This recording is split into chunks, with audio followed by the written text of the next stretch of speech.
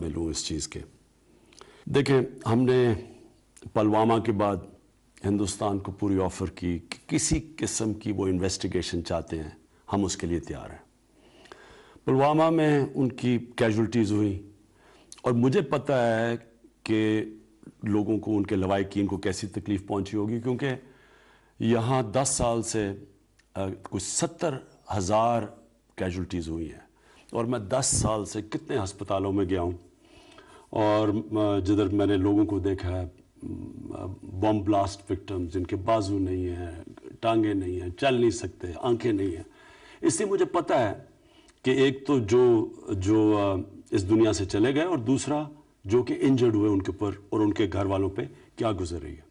اس لیے ہم نے سیدھا ہندوستان کو آفر کیا کہ کسی طرح کی بھی آپ انویسٹیگیشن چاہتے ہیں، اگر اس میں کوئی بھی پاکستانی ملوث ہے تو پاکستان پوری طرح تعاون کرنے کے لیے آپ سے تیار ہے. ہم نے یہ اس لیے کہا کہ یہ پاکستان کے انٹرسٹ میں نہیں ہے کہ ہماری زمین استعمال کی جائے کہیں بھی دنیا میں باہر دہشت گردی کرنے پہ، اور نہ ہی باہر سے کوئی پاکستان کی زمین استعمال کرے.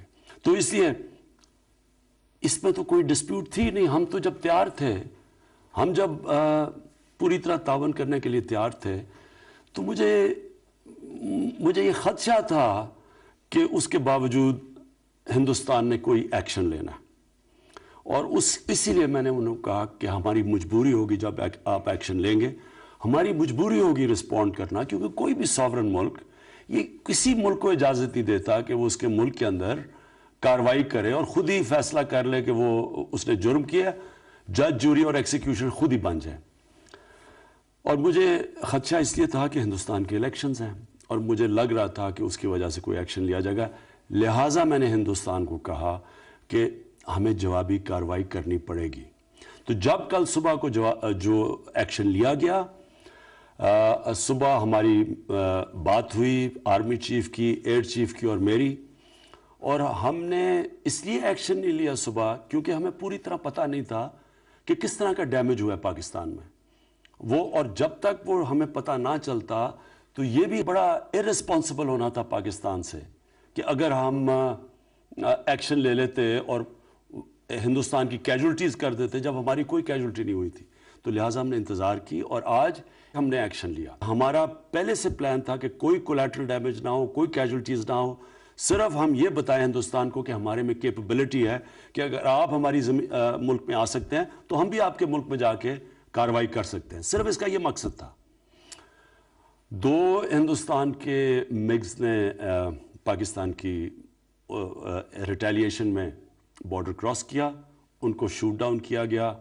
اور میں یہ بھی آج کہنا چاہتا ہوں کہ پائلٹس ہمارے ساتھ ہیں. اب مسئلہ یہ ہے کہ اب ہم ادھر سے کدھر جاتے ہیں.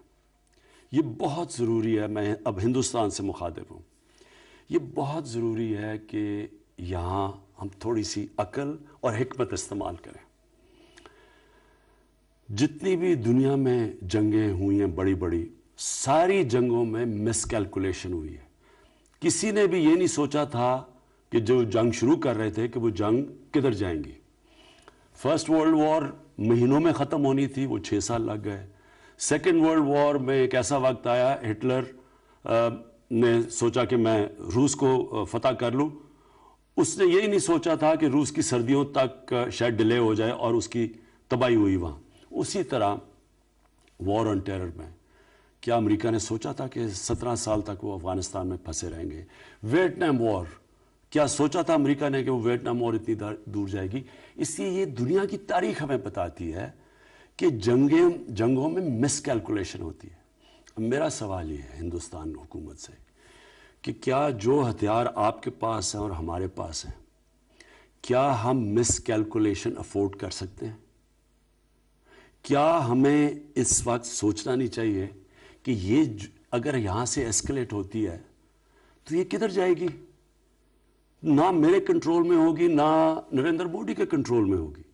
اس لیے میں پھر سے آپ کو دعوت دیتا ہوں کہ جب ہم تیار بیٹھے ہیں، ہم نے آپ کو کہا کہ جو آپ کی پلوامہ کی جو ٹریجڈی ہوئی، اس کے جو آپ کو جو دکھ پہنچا ہے، کسی قسم کا ڈائلاگ کرنا چاہتے ہیں، दहशत गर्दी के ऊपर हम तैयार हैं, लेकिन मैं फिर से आपको कहूँगा कि इस वक्त बेटर सेंस शुड प्रिवेल।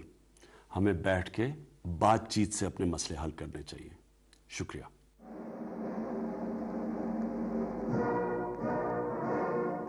बातचीत से अपने मसले हल करने चाहिए। शुक्रिया।